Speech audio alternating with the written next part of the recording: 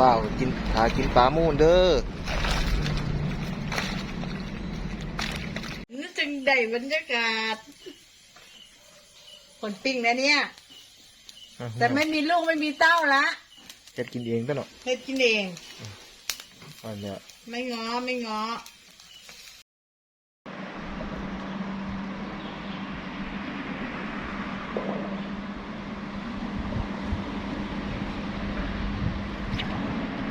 ครับช็อตนี้ครับ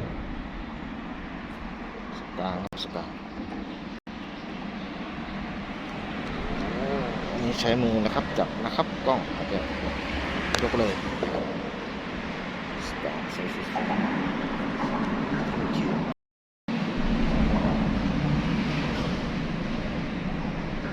สองข้อนะครับ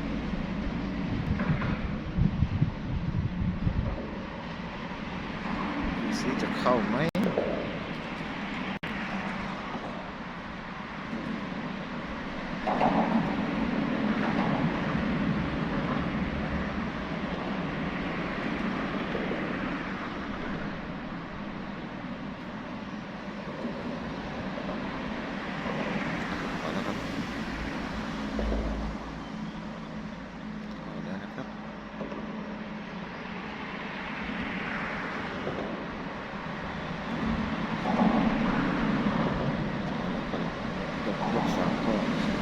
ยกไม่โดนโอ้โหกินเลยนะครับตัวนี้โอ้โหยก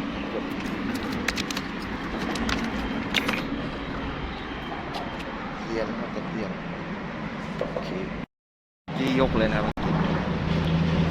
เหยื่อไม่ลง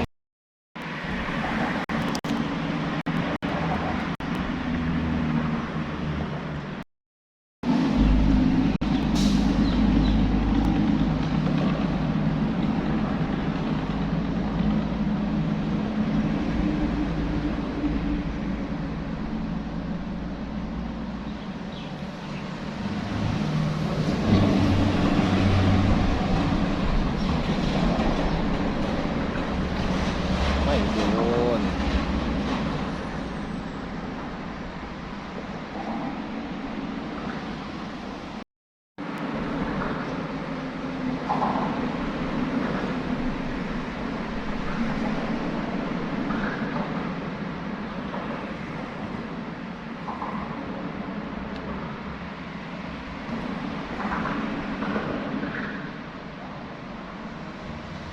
อันนี้ไม่มีขาตั้งกล้องนะครับใช้มือถ่ายเอานะครับเข้าแล้วไปแล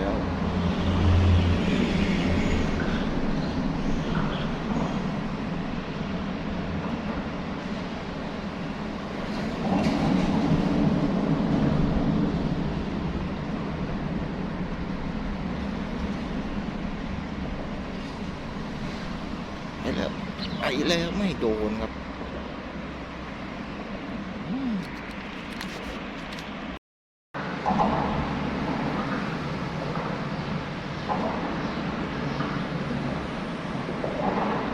ส่วนมากถ้ามันจะเข้าต่อเนื่องนะครับตอนนี้ปลาเข้ามาได้ไป 2-3 ตัวแล้วนะครับ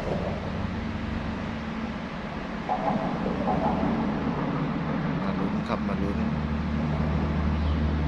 ฟรีก็ได้ไปแล้วนะครับสกางใหญ่แต่ถ่ายไม่ทัน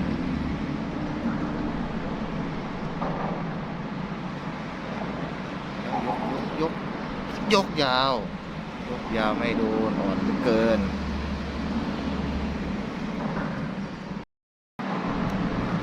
แล้วครับเข้าแล้วยกไม่โดนอีกโอ้โห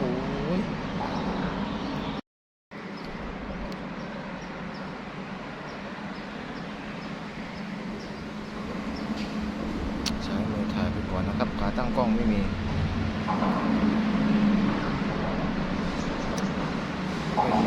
ครับวัดไม่ค่อยได้ไม่ค่อยโดน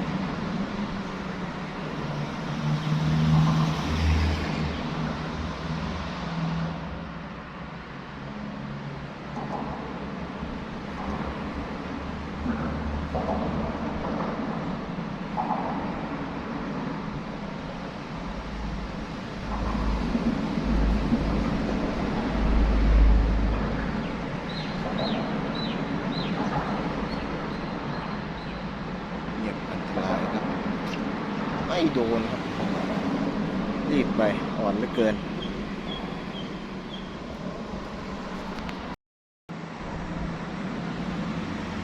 เอาใหม่ครับเอาใหม่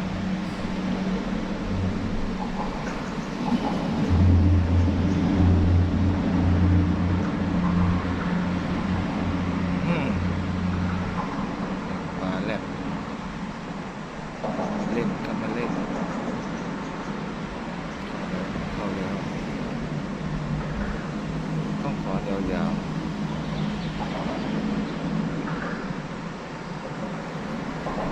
ขอยาวๆมดยาวๆแบบนี้ครับโอ้ยบ้านผมเรียกปากกานะครับโอ้โหแต่ว่าไซส์ไม่ธรรมดา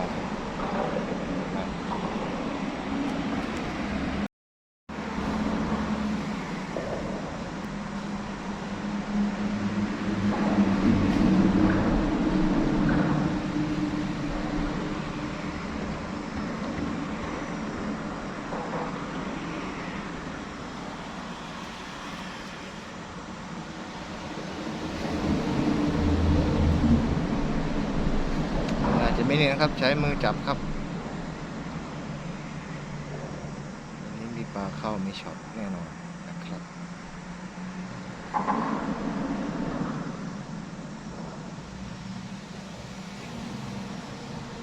เข้าแล้วดมเบาๆ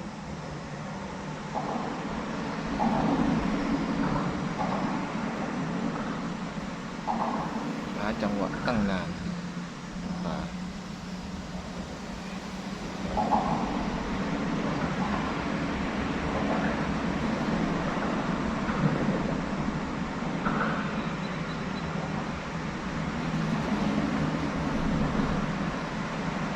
ห่างแบบนี้อันตรายนะอืมยังไงตะเพียนกับตะเพียนเพียนชอกเลยไซส์พอดีงาม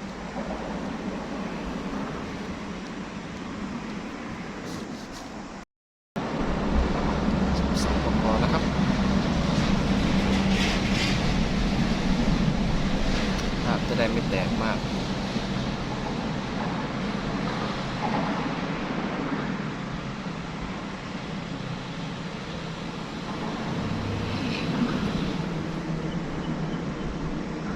ดูเหมือนจะมาพดวนเวียนใกล้เหยื่อนะเข้าไปแล้วเข้าแล้ว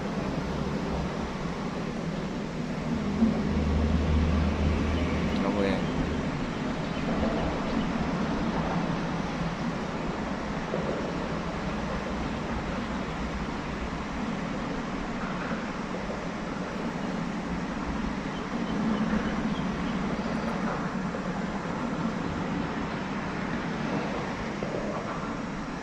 ยาวๆยาวๆ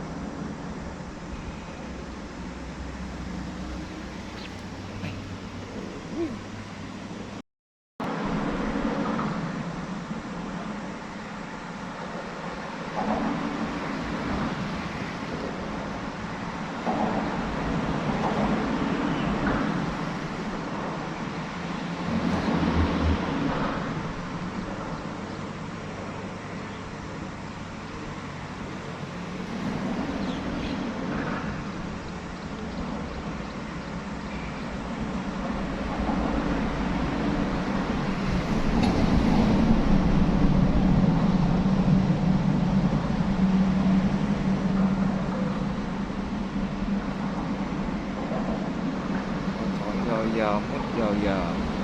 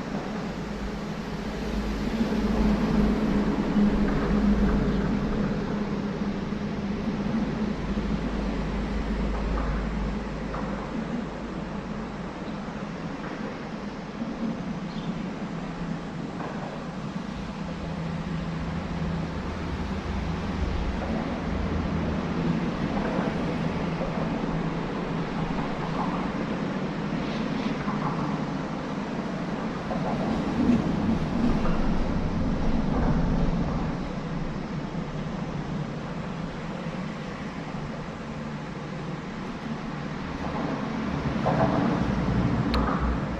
เลย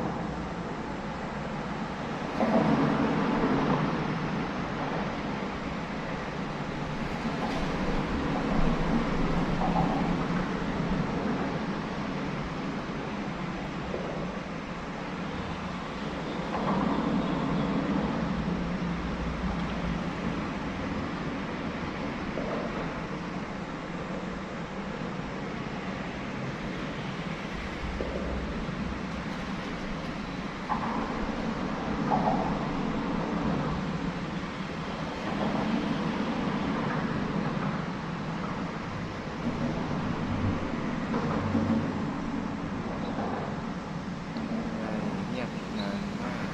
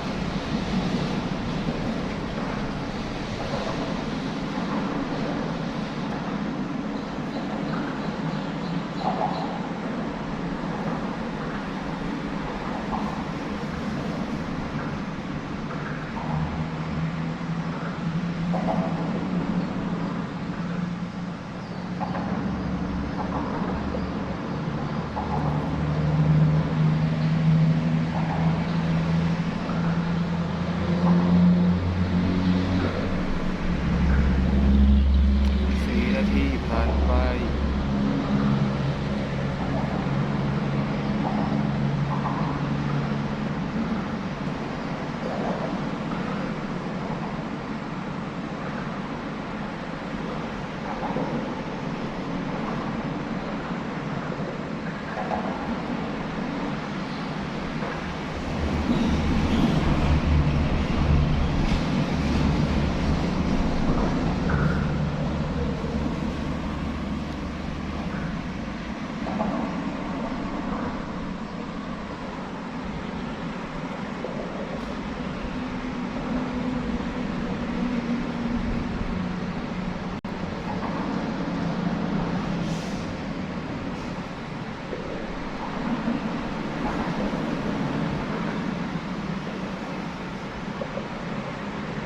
งานไปทั้งตัว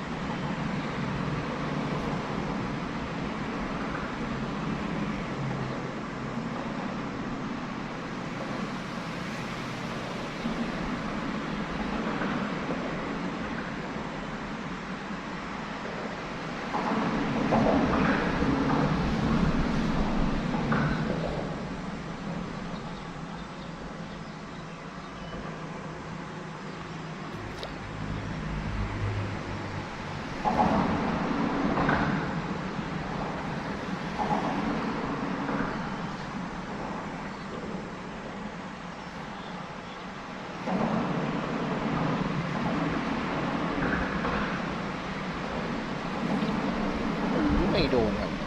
น่าจะโดนนะ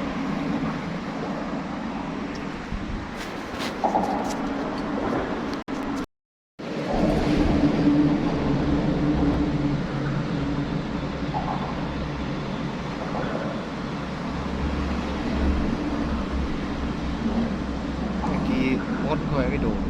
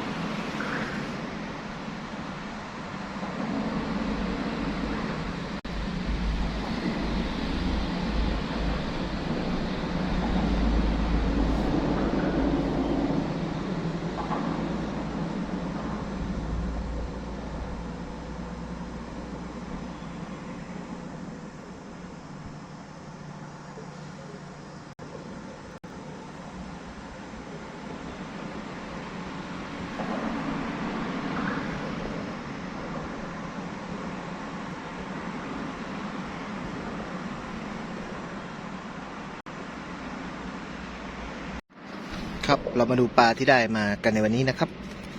โอ้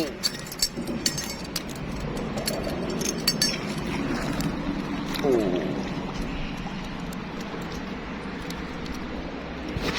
ครับผมใส่ต่างแบบใส่นี้นะครับ